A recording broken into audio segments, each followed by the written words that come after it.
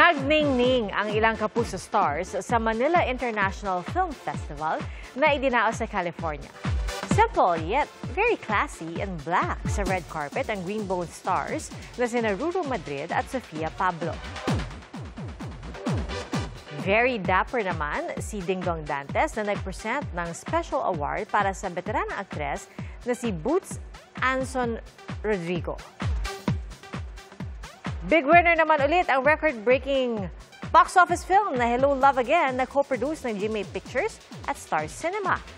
Tinanggap ito ni GMA Pictures President Attorney Annette Gozon Valdez at ABS-CBN Films Head Chris Gasmin.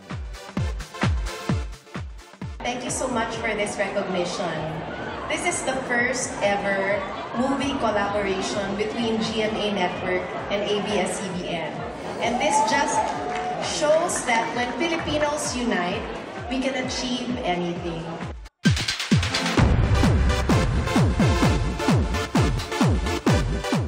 Kabubukas pa lang ulit ng bahay ni Kuya pero may twist na agad. Pagpasok sa loob.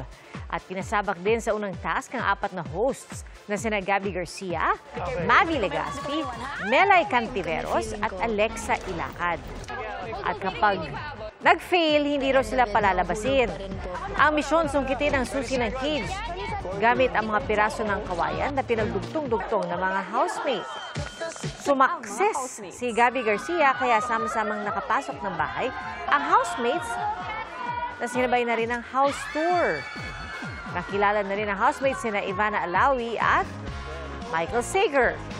Ano kaya ang magiging role nila?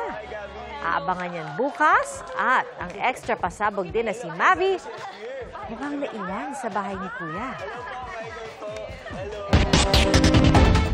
Mga kapuso, salamat sa inyong pagsaksi. Ako po si Pia Arcangel para sa mas malaking misyon at sa mas malawak na paglilingkod sa bayan. Mula sa GMA Integrated News, ang News Authority ng Filipino. Hanggang bukas, sama-sama po tayong magiging saksi!